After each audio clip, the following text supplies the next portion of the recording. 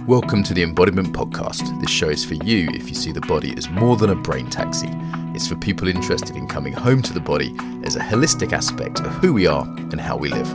Episodes contain practical tips, exercises you can take away, and interviews with embodiment specialists from around the world.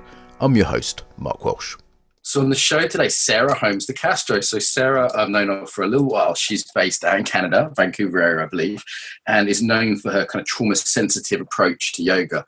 I was in a short class of hers in the UK where she sometimes teaches, and I thought it was very good. So we've been in contact since then. She works with the Yoga Service Council, experienced yoga teacher, lots to offer. So extremely happy to have you on the show today. Sarah, welcome. Thank you. I should say I don't work with the Yoga Service Council. I just attended their conference last weekend in New York. So, that's no problem. The organization I do work for, Yoga Outreach, is one of their members. Yeah, we're a member of the Yoga Service Council. They're a member-based organization. So I got to meet with her. Yeah. Got it. I'm mixing up with Carol Horton as well. Yes. Show, that's her gig too. So how did you get interested in the body, Sarah? What was your route into this work? What's my route into this work? My route into looking into some of the philosophical stuff in yoga was actually as a very sickly teenager. I would say I had glandular fever, and that kept me like bedridden for weeks and weeks. And I worked my way through a bunch of sort of philosophical books about yoga and ecofeminism and a whole bunch of things like that. That was it. That was sort of entry point. And I found a book in my parents' loft about yoga and sort of experimented with that myself. And then my route into it as an adult, after sort of going away from it and kind of university and life and so on, was I was sexually assaulted as a young adult. And just after writing a thesis in graduate school on embodiment, actually, interestingly enough, about feminist art and embodiment. And I took up yoga as sort of an insurance policy, I would say, kind of damage control and really staying embodied and having tools that were accessible to me to stay in my body, literally. That feeling of mind-body connection. I think I'd heard this nebulous idea, yoga is all about mind-body connection. And I felt like I could probably use some of that kind of medicine at that time. And it was really effective. It was really, really effective. And that's probably my starting way into more serious kind of exploration of yoga and embodiment. Yeah, so certainly the trauma-sensitive side was one of the main things I wanted to ask you about, because I know you have, I really trust your expertise in that field. Let's just dive straight into it then, because that it sounds like you had this horrible experience, and for someone that's had a difficult traumatic experience, how would you say that yoga is helpful for them? Like, some people might not see the connection between sort of stretching and trauma. So what is so helpful about yoga for people that have had a sexual assault or maybe another difficult kind of experience? Yeah, I'd say there's a very useful protective mechanism that occurs for people who've experienced many kinds of trauma, I think, but particularly when there's very immediate involvement of the body, where there's a dissociation. There can be a kind of a splitting off, and it serves a very useful function. Like, why would we want to experience our body if the body's been a site of pain or suffering, right? But there's a way that something like yoga, or really any embodied kind of art, can be a container to practice staying connected and to support us with self-regulation and to feel our ground on, the ground underneath us, and to be noticing our breath and to restore a sense of agency. I would say a sense of kind of feeling like this is my body. I get to make choices within it, and so on. And just experiencing your body in a positive, in a kind of pleasurable way as well. I think in a very different context than kind of the unpredictability of daily life in the wake of trauma, where there can be a lot of triggers, there can be lots of ups and downs, and here's this opportunity in this kind of other space. And whether that's a home practice or a studio practice, if we feel able to access it, that it gives us an opportunity to be with our body and in our body in a different way, I'd say.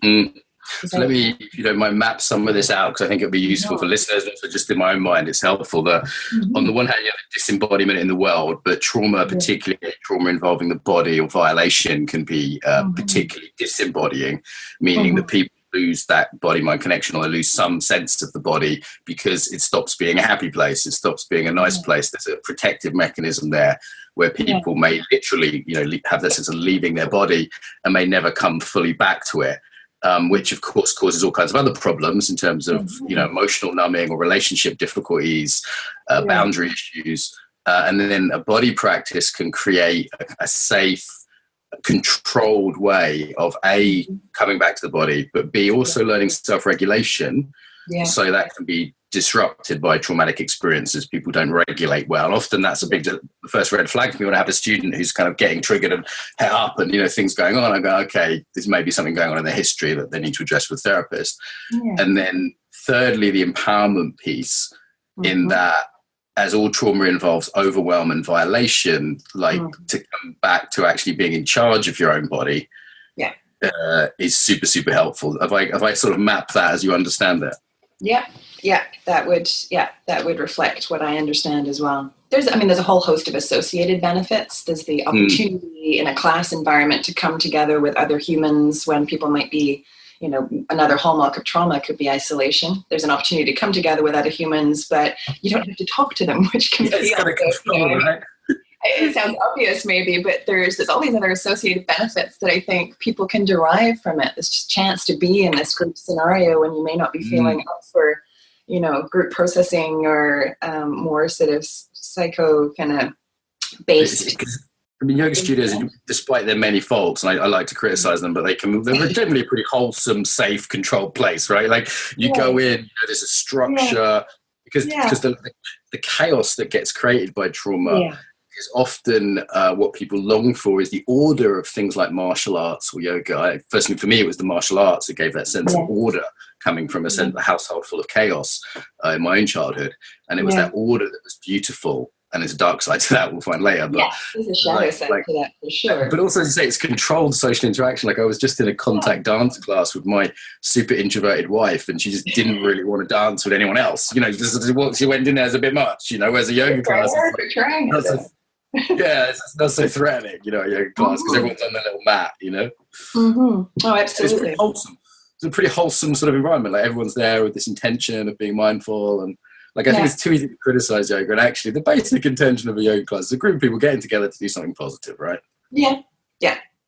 Of course, there's all the flip side of that longing for order and the square lines of the mat, et cetera, and we've probably talk on the philosophy of that for a long time, but it's just simple rhythm as well. This restoring a rhythm of attending this space with this person who's hopefully a trusted adult, as we know from recent stories in the yoga world. Not always, not always the case. But there's the potential there to be returning to this space on a weekly kind of basis, or whatever it is, twice a week, whatever we're doing, of having this positive embodied experience, hopefully. And to return to your kind of personal story, and feel free to, disclose or not disclose, obviously, public forum like this, what was most nourishing for you in starting yoga? It was really I remember the sort of feeling of first leaving a class and having this sense of huge feeling of freedom in my body, and a sense of, sounds kind of strange, of sort of almost like a porousness. There'd been a period of kind of more walled kind of feeling, and this new feeling of being like, it's expansive, but that kind of like expansive, like people can't see it, like waving my arms, but that kind of expansive feeling and that sense of possibility in my body. I think those would be some of the biggest things. Yeah, because there is often that contraction, isn't there, around trauma, which can become a low-level sort of emotional unpleasantness, physical tension, illness, sickness can come with that, and that feeling of letting that go can be very, expansive. That kind of opening. Yeah, I experienced some abuse as a child as well, and I think for those folks, there's a potential for later life trauma to kind of deepen those grooves or impact us more significantly, because there's some different wiring that's been set up since childhood that then kind of gets altered again. And I think that, yeah, especially for folks who've had that kind of paired sort of situation. I mean, my situation by no means unique. There's many people that have many different forms and expressions of trauma in their lives, but there's something about an embodied practice that opens possibility and space for another way of being, I think, that we can't really get to just with a talk-based approach. So a possibility for a way of being, particularly when people have developed a way of being that may have been the only thing they could do to survive, or at the time, but later on is not so helpful. So this sense of freedom that comes from opening that, and just to kind of spread this out from yoga as well, I've definitely seen this in the martial arts. The empowerment aspect is really strong there. I'd say that abuse survivors, for example, and my teacher Paul Linden talks about this a lot. He's written papers on this, are massively overrepresented. I mean, it's a large part of the population anyway, sadly, but in way more than people think. But it's super overrepresented in martial arts because people are looking to be strong. They're looking to fight off that attacker that made them feel weak. And in the same way as people in yoga may be looking to self-regulate when they've lost that self-regulation, or get the boundaries, that sense of, all the chaturangas, all those pushing away movements, it seems like there's some longing for kind of that boundary and firmness in a lot of yoga styles. Yeah, I would agree. And a possibility of, so it's almost like organized self-care as well. Like, it's one thing being knowing as a survivor that you're supposed to be, practicing self-care, but like, what does that actually look like? And here's this space where someone's literally coaching you in how to relax, how to, your body. So you might be creating the optimal conditions for rest in a way that probably, I know in my own experience, would not have occurred to me to kind of literally make this space. And it just, there's something about having a container for that, for my experience anyway, that can be really powerful medicine for people. And I see that. I don't teach survivors restorative yoga specifically, because that can, for some people, be a pretty challenging experience, being told to lay still for 10 minutes. You can see how that obviously replicates some of the dynamics maybe of it. But nonetheless, a sort of a practice that alternates between feeling that strength that you were talking about, an opportunity to feel our muscularity and our strength, alternated with opportunities to practice rest and to feel what that might look like to be supported and resting. Yeah, I was in a very good yoga class early one morning this week. Jude Murray is a Scottish teacher I know in Brighton, very experienced. And if you don't know Jude, well worth looking up. Have her on the show, I think. And it was lots of beginners in this class, because a lot of people would come with this like group voucher thing where it's like you get to try things very cheaply. And I saw her lead the class, and it was really beautifully done. She made it very accessible. And I realized they didn't know the nuts and bolts of self-care. It was, they didn't necessarily have an environment to do that in. As you say, it's like, okay, this hour is where you do the self-care. But also it's like, you just say to people, relax or look after yourself. They go, well, where do I start? What does that look like?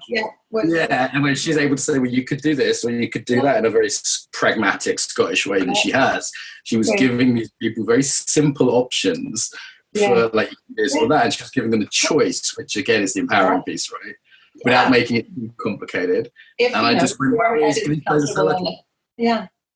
your head isn't comfortable on the floor, here's something you could do. You could put a folded blanket behind it. It sounds so very obvious, but there's something in the taking effective action is one of the kind of key themes within trauma sensitive yoga, TCTSY.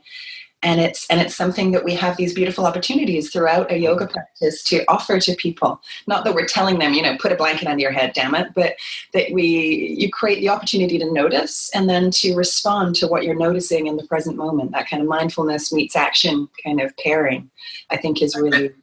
And in a sort of way that's not too consequential. Like, for example, like one of the key life skills I might teach someone is like how to ask for what you want, right? And if someone can ask for a blanket for Shavasana from the teacher who has explicitly said who wants a blanket and is holding one while walking around the class, like that's a really easy first step. And that's so much easier than asking your boss or asking your sexual partner what you want in bed, because it's sort of low risk and it's set up. And I was watching people, because psychologists go yogas and watches everyone, and I could see people like struggling with this, like, I really want a blanket, but do I ask?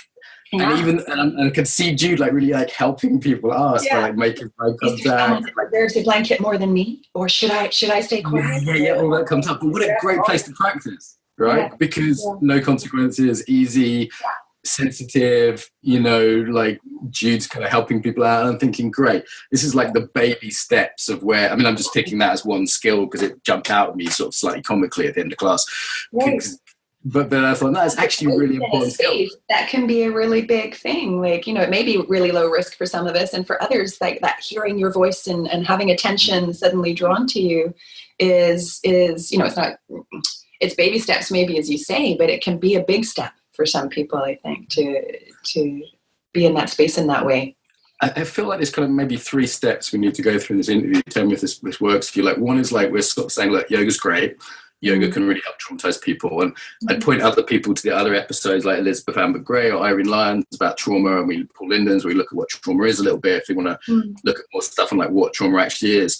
I guess the next stage though is like, the yoga doesn't always do that well. And the third stage would be, how do you do that better, right? So it's like, because we're talking about empowerment, but I also see like a lot of yoga being tremendously disempowering, like adjusting people without permission. Like, what could be more disempowering to your body? Someone, say, a rape survivor and has been violated, and then their yoga teacher's then coming in and violating their own body by forcing them into an adjustment without asking. Like, that could actually be the opposite, right? So, so yoga has this possibility, but what are some of the ways like yoga gets this wrong before we look at how it can be done a bit better? Yeah, I would say that certainly, navigating consent is not something that's done well in many yoga spaces, and has a lot of room for improvement. And, you name obvious kind of adjustments, and there might be other expressions of that, navigating partner work and other ways that's sometimes stumbled over. I see a lot of efforts towards increasing understanding of consent. I still think there's other realms that do it much better than we do in yoga. There's the little consent chips that can be used. For the first time in Try Yoga with Catherine Annis, a very good Scaravelli teacher I respect. And she has these little, and she's pretty no nonsense. She's not sort of fluffy Californian. And but she's at Try Yoga, which is one of the biggest, most famous in the UK.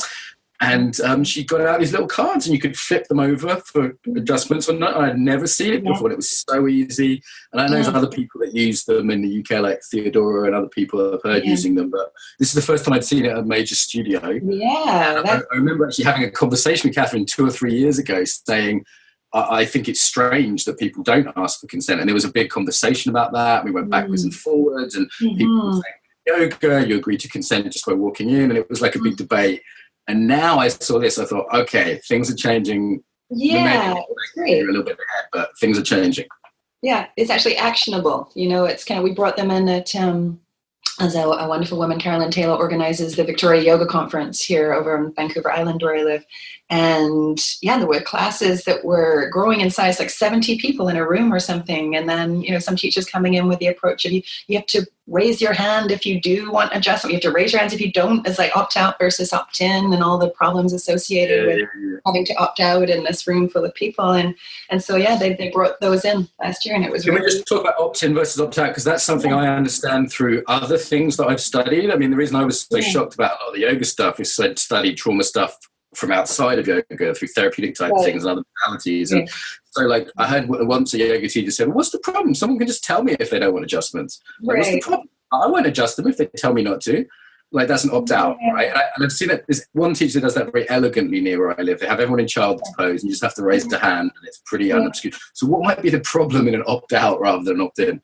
Well, we can, we're thinking that some people may have differing experiences of their bodies and their sense of safety at being in that shared space to begin with. Like, not everyone is walking in on a level playing ground, right? You sometimes meet people who have taken literally months to work up the kind of courage to be in that space, have themselves be vulnerable, on there's a sort of display element of yoga where we're witnessing other people's bodies and so on.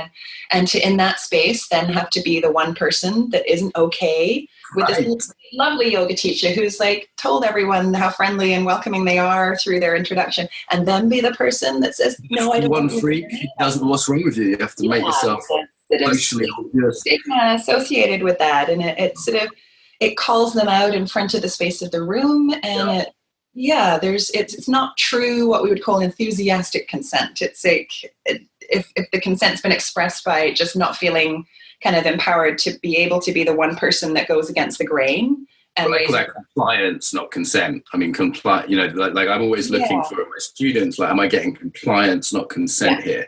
Because there's a different body to it as well. When I see compliance, it's a sort of frozen, not wanting to act. Like, because the freeze response is different, it actually shuts down action, right? So, I mean, that's hard to spot without real training, I think.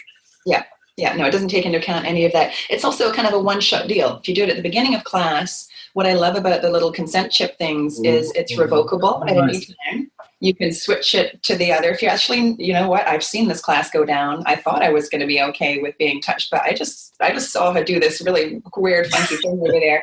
I changed my mind. You don't have a mechanism for that if it's that kind of opt-in, put your hand up at the start of class kind of thing. If you didn't put your hand up, it's hard to then come back from that later. Whereas with the flip cards, it's very much within the control of the person, of the practitioner rather than the teacher.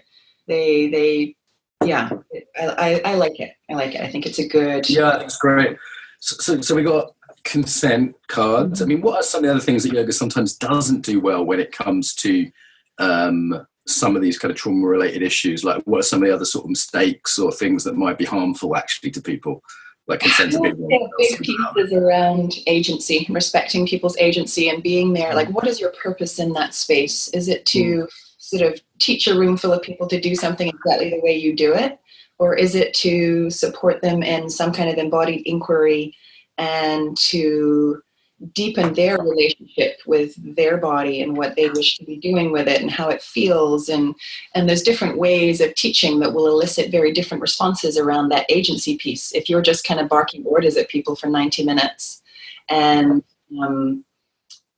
coming, placing yourself, the sage on the stage kind of model, sometimes it's called, the more pedestal kind of, if you're using language that is more directive all the time rather than inquiry-based, you're going to have a very different relationship to fostering agency than if you're using invitational language, or you're offering people choices, or you're really having them consider how something feels or what feels best in their body.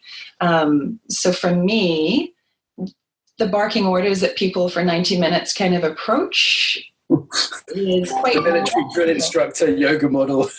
I mean, there's the fitness military model, and then there's the guru knows best about your body model, isn't there? They're two implicit models that have sort of infected yoga from various comes from two different sides almost. And I'm really interested in the language thing. I'm quite hot with my students on this. That on the one hand, there's invitational versus command language. So I say it's not so much what you say as the consequences for not complying. So I might say, hey, do this. And it sounds like, come on, but if someone doesn't do it, I'm like, oh, cool, John's decided to take a rest. That's really cool. I just want to encourage everyone. If you ever want to rest, you can take a rest at any point. That's really cool. So there's no, as opposed to some people say, I invite you to do this, but there's a social pressure, and they actually get upset if you don't. So it's not so much a genuine invitation. Yeah, otherwise it's a weird kind of passive-aggressive sort of exercise, and it's purely theoretical. Like, I'm supposed to be using invitational language, and you can hear that, I think, come through people's teaching. The invitation is to do exactly what I fucking say, Sarah. There's a couple of other ones I've noticed. Forced teaming, which is we're doing this, we're doing that. And then there's forced teaming in police psychology. I've studied we're it. Going to whatever it is. We are. And it's like, oh, are we? Or the fait accompli, the fait accompli, which is like, we've done this already. So there's no choice. The choice is taken away. Or the... what's the other one? Oh, you are feeling this. You're feeling the prescriptive language of this. I'm not feeling that, motherfucker. What are you talking about? Yeah. Like there's not allowing space. Ways, aren't there? Yeah, not allowing space for people to have their experience and their feelings, and to be able to recognize and work with that and honor that. That's a huge. I believe that does a huge disservice to people who are in any kind of recovery, where it's actually very useful and very meaningful to get in touch with what our inner experience is and embody that in that way. Yeah. Like, hey, this is an exercise that may be relaxing, but you may be feeling anxiety or sadness, and that's really okay. Like normalizing like different responses, so not making those bad. And so we're moving really into the trauma sensitive approach here, or trauma informed sometimes I hear. Now, there's this sort of a little bit of this in some ways would go a long way for all yoga classes, but then again, there's for example, I have a student who's working with sex workers in one of the Spanish islands. Right. So she's working with a population she can be pretty sure they've been trafficked, attacked, raped, traumatized. You know, another one that's working with another student's working with a women's refuge in the west of England. So there's these people, they know they're definitely working with traumatized groups. And then there's the rest of us who are going, well, you know, it's a public hatha class, but just there is an 80% lifetime prevalence of traumatic incidents in the UK. So I might as well get a bit more informed. It's kind of like two levels of this, right? Right. Yeah. Yeah. So what are the things to do? Tell us how not to fuck it up, Sarah. No. In 5 short, easy steps. I would say keeping in mind that relationship underpins anything that follows afterwards, right? So if you're making yourself available to people to check in with, and, you know, I can think of some classes I've been to. I remember one class in New York, very high profile studio that I went to, and the teacher, we were all kind of waiting in the room for this teacher, and she kind of came flying in. She didn't look stressed out late. She didn't look like she'd come from something. She just sort of swept in, didn't announce, didn't share her name, didn't kind of check in with everyone. No connection. Said, right, we're going to start. And I was like, no connection. That to me is a very easy way that teaches in any spaces, whether they be in classes with, there's a high number of people who've been being available for feedback is part of that. Being in that actual authentic exchange of being open to receiving feedback after class, you know, having those kind of connecting moments is a huge piece. Someone's more likely to express something that was unhelpful for them, etc. If you've done that work, you've done that legwork with people. What else? If I just underline a few things there, because I think this is missed by a lot of people, that this trauma-informed approach is not just tricks and tips. As there's two things. One is the being of the teacher. Like, you know, I was hearing someone talking about how to raise children in a trauma-informed way, saying the most important thing is your own self-regulation. So it's your own being teacher. And the second, you know, you've done the work yourself, you've done the therapy. And the second thing would be, as you say, the relationship. Like, before we start this interview, we spend a few minutes just saying, hey, how's it going? What have you been up to today? Thanks for getting up early, Sarah. There's like that little bit of rapport building that I find makes the interview go much better. But like, certainly, you know, for EYP teachers, it's the standard is they're there 15 minutes before and 15 minutes after. Right. So they can be there to build relationship and rapport, make people feel welcome. And then at the end, in case someone had something delicate they needed to say, they didn't want to say in a group, or to give feedback, or to signpost people to, like, hey, you know what, I'm not really an addiction specialist, but here's the number of a local group. You know, so that before and after stuff and the relationship part is not, because otherwise people could look at trauma sensitive and just go, well, I just have to line everyone up in rows and have no mirrors and not grab anyone's ass. That's now I'm trauma sensitive. But that's, in a way, not the most important bit. Bare minimum, do not grab asses. You don't grab the booty? You don't grab the booty, Sarah? But no, that relationship piece is the biggest thing. For me, that's the biggest thing. How you are in the space, what you're bringing, doing your own work to be arriving in a space where you feel kind of in a space of regulation and able to attend to whatever the dynamics in the room might be. There's a piece there. So we're talking about how to make any class a little more trauma informed. Well, it could be a martial arts teacher listening, or a dance teacher. It might not be a yoga teacher even, you know.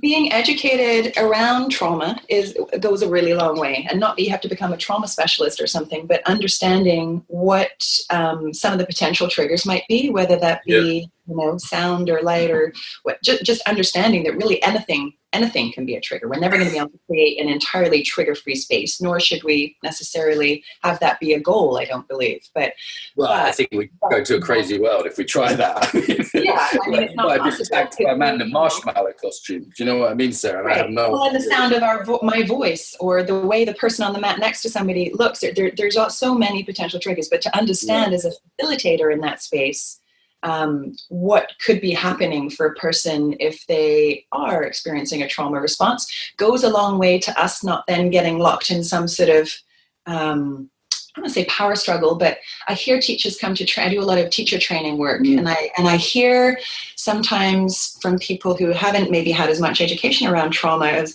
oh, they were pushing my boundaries, or they were doing this. It's like, well, okay, another way of looking at that from a trauma-informed perspective might be they were experiencing a measure of discomfort in that space. And how we kind of navigate the world is by how to say this more eloquently.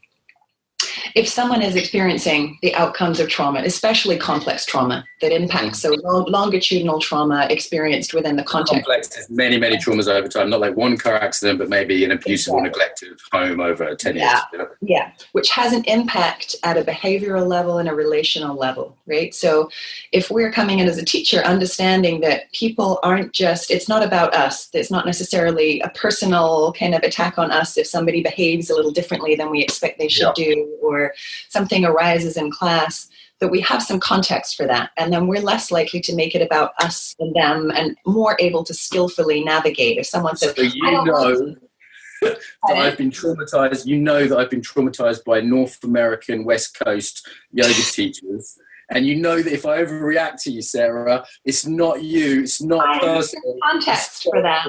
Maybe a projection or a displacement. Yeah, I'm more okay with that then. I just say that as a man, this happens all the time, just being a man. Particularly if I'm the only man in the room, and it's like, okay, now I'm just the best I'm just the best thing to project upon. And if you're a yang man, as I am, have a personality that's fairly kind of robust, so I might even say aggressive, like I'm gonna get that happen. It's like that as I'm just like, okay, here we go again. Sometimes it's a bit tiresome.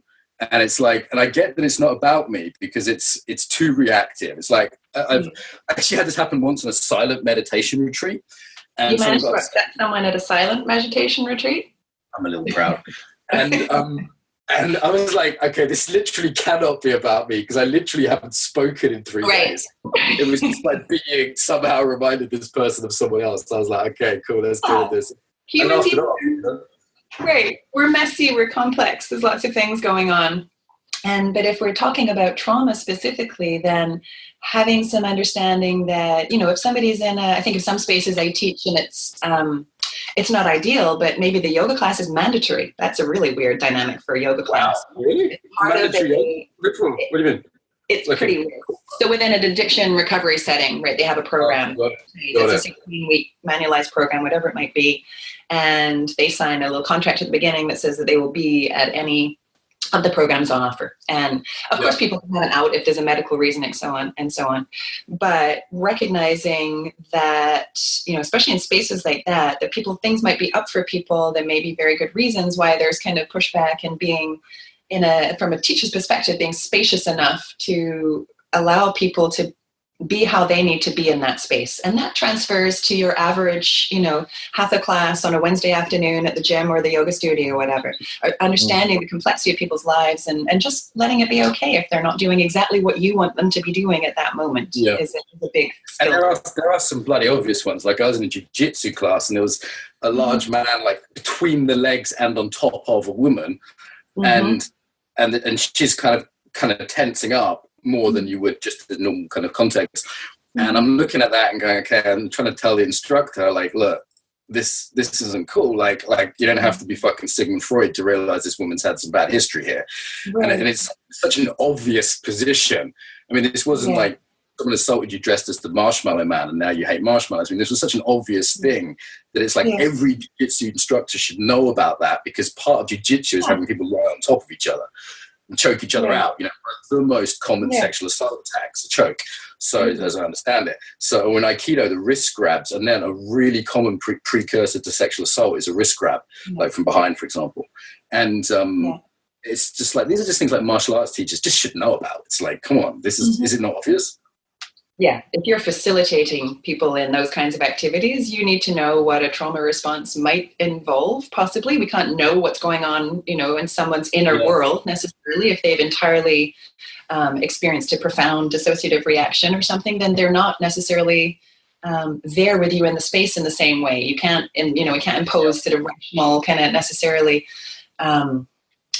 knowing what might be some useful things to do if you think somebody may be having a response, reorienting someone to the present moment, using sensory cues, your feet on the ground, sounds in the room, perhaps, like knowing what could be useful, having resources, as you said, equipping signposting? What are you able to direct people to that's going to be useful in your community? Those kinds of things. We're not asking people in regular kind of yoga studio settings necessarily to be experts in trauma or to be able to fix things. If they think definitely something. not saying be a therapist, right? Right. To have some resources available to them. Yeah. Like, I feel like the referring one's really helpful. Like having some trauma therapist numbers on your phone. I refer about once a month. I've got 2 or 3 male and female, trauma therapists on my phone that I just say, I can recommend Shannon Garfield. I can recommend this person, that person. And, the limits of competence. I know your boy, Rem Shizzle, he's big on this, like the kind of limits of competence. And I actually really agree with him on this one. It's like, okay, I'm not an expert on this. Like, even though I've got a bit of education, like that, I think that's the other danger. So the yoga teachers thinking they're therapists, right?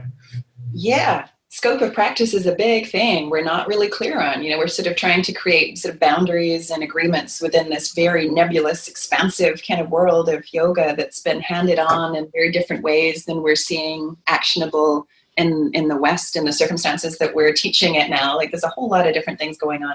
Getting clear on our scope of practice is a vital, like if we're asking people, how are you doing in opening up a large emotional space? What skills do we have to actually be there in a useful way and not take up space for that person if it should actually be processed with a therapist or someone that holds that designation, all of those kinds of things. I think it's very easy as a yoga teacher to step into if we're not conscious about how we're being in that space and what it is that we're communicating to people, and are we sort of living up to some kind of idealized sort of the yoga teacher, are we sort of communicating that we hold some sort of sacred wisdom and expertise and are going to be able to be the fixer of all life problems or something. I think there's something about what we put out into the space that opens up whether people are coming and like, I have a colleague in one setting, and she describes like vomiting their trauma stories out, like that sense of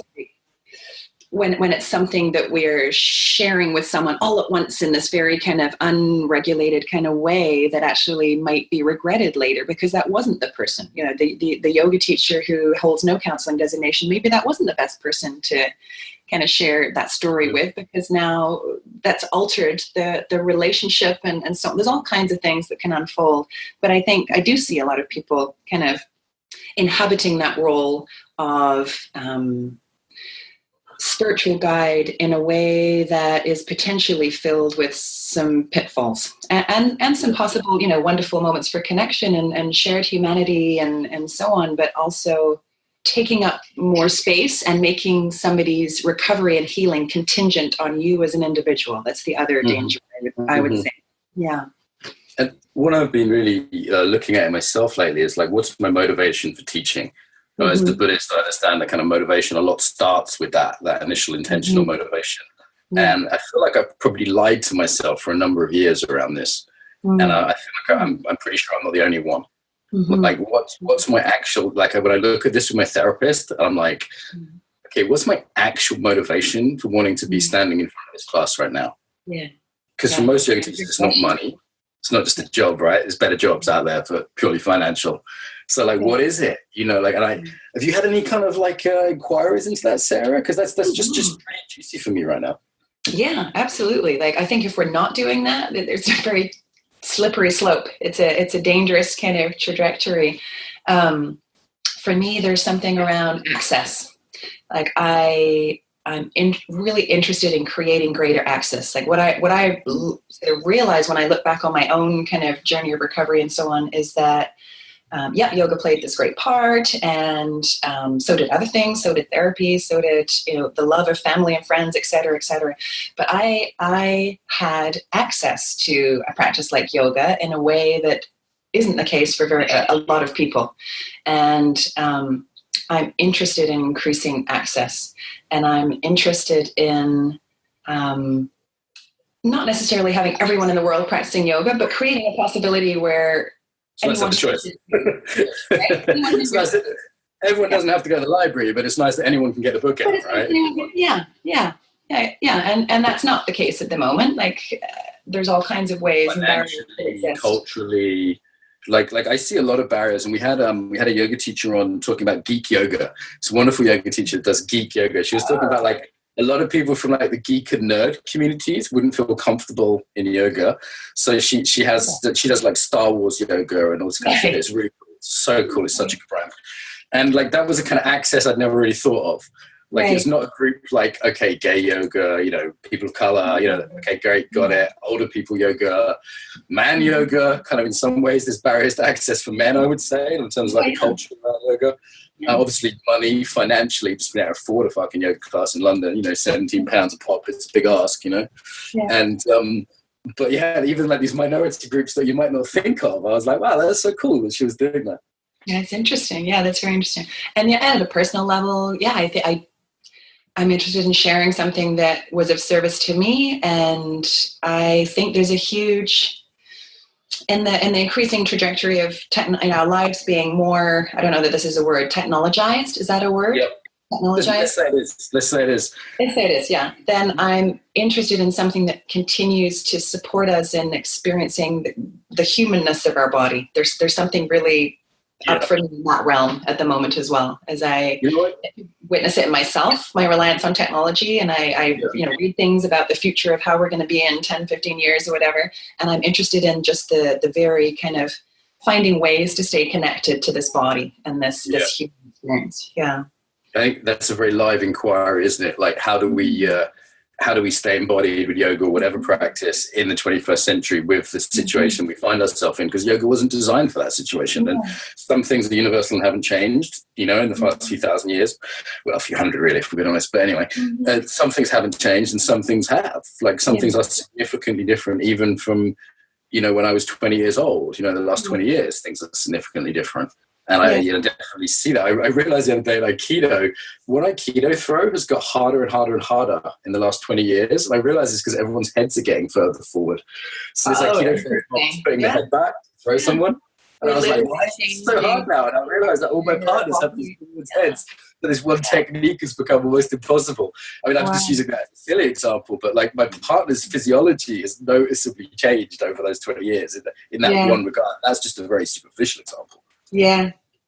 No, I am kind of worried that we're going to become these giant kind of, you know, heads floating around on little kind of withered bodies or something. I don't know. I'm being a little dramatic, but there's a sense that this is very maybe grandiose kind of reason for wanting to teach, but there's also a sense of diminishment of nature, and there's some way that I'm interested in continuing to offer people opportunities to experience their animalness or their aliveness as a human, and I think that when we experience in that, we locate ourselves as having more in common with nature, and we're more likely to take care of nature, and etc. Anyway, there's lots of things. I guess there's no one particular project at the moment. There's these few areas that are really up for me in my inquiry. I like to lick a tree every day just to kind of reconnect to that, and fight a wolf as well. No, I was just playing with a little kid today. That was great for reconnecting to nature. Just on the floor, like running around, chasing this kid, turning out the dog. That was fun. It's nice to reconnect to that side of things. In terms of like tips out there, you know, obviously the importance of our own practice, our own being and relationship. And then there's like, you know, just learn to recognize a fight, flight, freeze response. Do, you know, read a couple of Pete Levine's books or some basic trauma education stuff. Have a few therapists on your phone. Stop bloody grabbing people in downwards dog, you weird yoga perverts. Like be a little bit careful of some of the abusive teachers that are out there. I mean, have you got any other sort of like just kind of quick, and I know it's a bit dirty, but like quick win tips for the teachers out there? Think about offering choices in your classes and what the effect of that is, both for yourself as someone, you know, when we offer a choice that does something to us and our experience of holding space, and it creates a different possibility for people in the room. I would say that's a really easy way of integrating a kind of a trauma-informed, or, you know, also connects with strengths-based practice. Like actually, truly, you know, in this yoga philosophy, we talk about everyone being at their core kind of perfect and whole and having this inner wisdom. Well, how do we actually facilitate that in a space? Do we facilitate that? From a trauma-informed perspective, it's kind of supporting people in their own agency. And I think that's not bad for anyone, really. So offering true choices, I would say, is a really interesting way into interacting with trauma-informed principle in your work. It's not a sort of, first aid kind of what to do if someone experiences a traumatic response or something, but it I would say it sets our inner compass in a direction of being interested in fostering agency and embodied agency in our yoga classes. Yeah, I think I'd agree with that. Like, here's the form. Yeah, it's not like here's the form, here's the kind of modification for those of you. It's not that kind of choice. It's like noticing what works for you, making larger circles or making smaller circles, like whatever. Like having a sharing. Sometimes I hear if I may jump in, sometimes I hear beginners could get lost in choice. I hear teachers worry that if they give actionable choice. Yeah, you could do this or that. Yeah, you can think of the scariness of something that you see when you were contact improv today, of this sort of like when the container is a lot larger. You can do anything. For some people, like connect to your body and do whatever it tells you. That's like too much kind of. But there are ways as a facilitator in a yoga space that we can. Maybe it is like someone's doing hip circles or something. They're moving their legs around, and they get to decide. Is this a large movement? Is it a small movement? What kind of rhythm are you looking at? Those are opportunities for shifting into a way of facilitating a class that is interested in the people participating in a way that works for them, and that's a big part of trauma-informed practice, I would suggest. Opportunities for agency. That's one of, I think, maybe the most important thing, and really meaning that, not just saying the nice words. Yeah. Like in any embodied class, I see there's an opportunity for agency or an opportunity for disempowerment. Yeah. But that's in a way fundamental, huh? Letting go of assumptions as well would be another way, I would say, doing our own internal work as a facilitator to be able to let go of assumptions. What if we're interested in increasing access, like, what are the things that might stop people from accessing our classes, and letting go of our assumptions about how people are having different experiences in our classes. And, the word just, I was in a class the other day, and the teacher, and it was peppered with this language of just lift your head. Personal hate of mine. Sarah, can you just plug Mount Everest for me? I know. So I would say that's a good one. It's not a big deal, Sarah. It's not a big deal. It's very alienating. It creates distance rather than connection, that word for me. So eliminate the word just. That would be a very easily immediate one. Social non-justice. So how do we make, wildcard question before we wrap up, how to make yoga classes more accessible to conservatives? Or how would you make, if you had a whole class full of Donald Trump supporters, which turn up, or the Canadian equivalent, I don't know who the Canadian equivalent of Mr. Trump is, or someone came into your class and they had a I Hate Justin t-shirt, your good-looking yoga president you've got there, or whatever. You call him president or prime minister? What do you call him? Sexy Justin Pan. Prime minister. Okay. So, like, how to make yoga more accessible to people from the other side of what is becoming an increasing divide. And we sometimes kind of banter across this divide, but we keep it pretty polite. I think we keep it pretty civil. You face palm fairly regularly. I don't blame you for that. But I think we managed to keep it fairly civil, unlike some people out there. So as a what I see as a sort of, particularly the trauma-informed approach, is kind of massively left-leaning. And there's ways in which I become uncomfortable as someone who's more kind of centrist or libertarian, or has some conservative leanings, not entirely. I'm leftist on a bunch of issues. And I'm thinking, okay, if I'm uncomfortable, my financial sector cousin or military uncle, there's no way. How to make it more accessible? When I look at what's going down in the United States in terms of who's accessing yoga, I'm not convinced there's a problem, personally.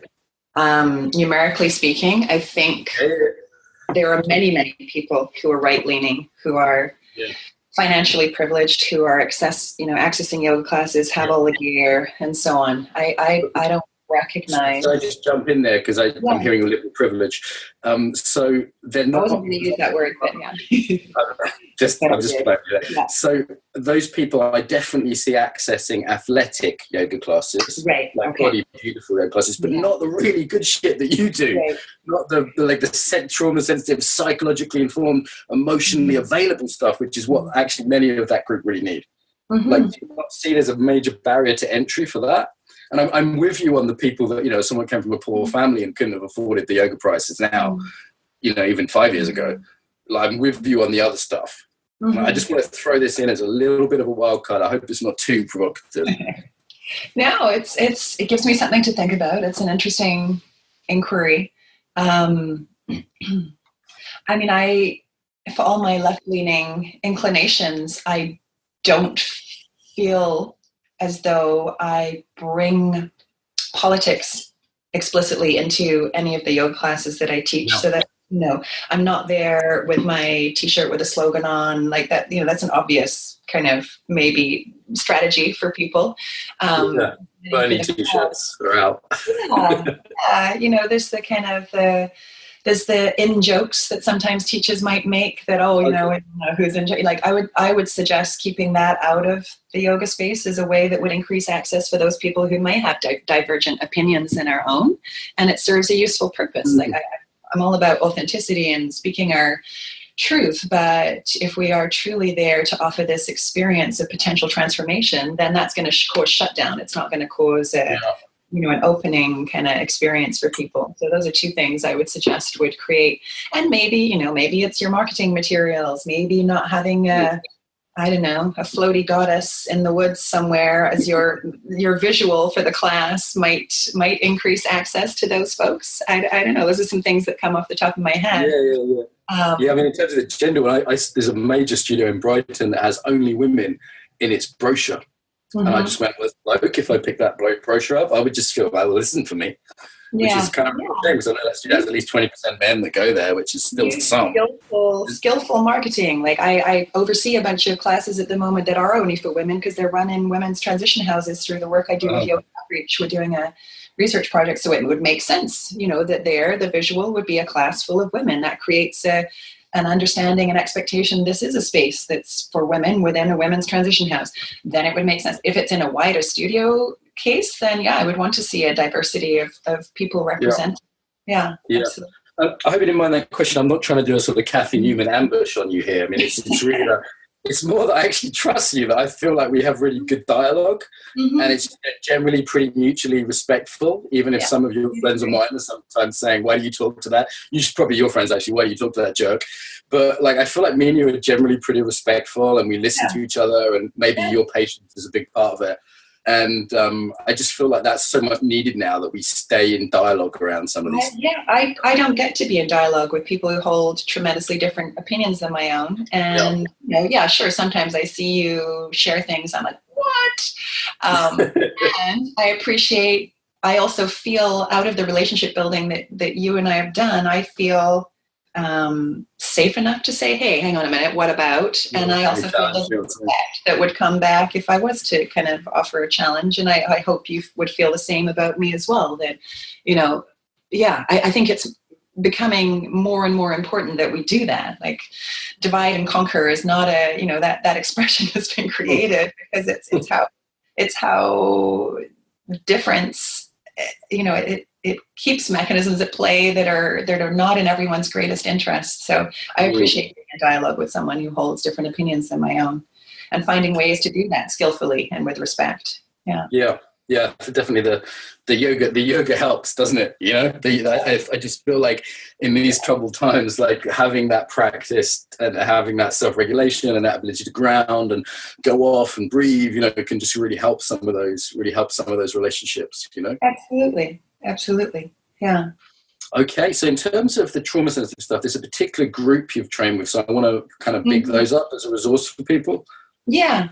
So I have done a lot of study with David Emerson, is the kind of the founding teacher of trauma sensitive yoga, TCTSY, down at the Justice Resource Institute in Brookline, Massachusetts, and his colleague Jen Turner as well. And so that's an approach to this work that I hold in tremendous regard. It's very clinically informed. It's been created with an attention to attachment theory and neuroscience and trauma theory. Like, it's a full kind of package, I would say, as well as yoga philosophy and approaches to yoga. And then just to jump in, that's TCTSY, and that's trauma.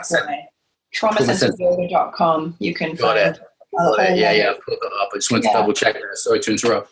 Yeah, no problem. There's a lot of research and evidence there. That's actually become an evidence-based trauma intervention in the United States. It's on their registry of kind of evidence-based treatments. And then I work with an organization called Yoga Outreach, and we offer shorter trainings and integrating trauma-informed practice and also strength-based approach to yoga practice into our shorter training programs as well. Yeah. That's yogaoutreach.com, yeah? Yeah, it is. Yeah. Got it. And your personal website, if people are out in... I don't have a personal website. I also work with an organization, there's two of us, Find Balance Yoga. And we offer, so my class series and so on, and the trainings that I come and do in the UK are through Find Balance Yoga. And that's a friend and colleague, Nicole Marcia's, primarily her website, but we partner together to offer things as well. Yeah. Yeah, I just want to really recommend your trainings. I've only seen a little bit of them. What I saw was very high quality. And I think trauma center is becoming a bit of a trend in the world now, a bit of a fashion. And it's nice that, someone like you who really has the background and has done the homework. And, I really feel like you come kind of open-hearted, but also kind of clear-minded, as it were. And that combination really works for me. So I'd really wholeheartedly recommend your trauma-sensitive approaches, and I trust your other recommendations as well. Thank you. Yeah, I actually work as a trainer as well as a facilitator with the Trauma Center, and I have a training coming up through them as well. So I do the trainings through Yoga Outreach, sometimes through Found Balance. I'm doing specifically a TCTSY 20-hour training coming up in Victoria in June. Yeah. Wonderful. So Sarah, a parting message about the body for all our listeners, the thousands of people around the world listening to this. What would you like to say to them? Parting message about the body. Find whatever ways works for you to stay connected to it and to inhabit it and to find joy in it. And that's, maybe that's a big ask or a cheesy kind of way of looking at it, but really, whatever it might be. Walks in nature, swims in a lake, playing with a 4-year-old, dancing with your wife, whatever it is, ways that bring you joy in your body, have a ripple effect into the rest of your life and your relationships. So it's worth it. I hear a lot of people talk about the not having time for self-care. So finding ways that bring you joy. I think impact is on every level of our lives. Yeah. Sarah, thank you so much for joining us today. Thank you. Thanks for having me. If you enjoyed this episode, subscribe to get more. If you'd like to help us build the Embodied Tribe, leave a review on iTunes or share this on your social media. If you're interested in training globally, sign up to receive the newsletter at embodiedfacilitator.com. Until next time, welcome home to the body.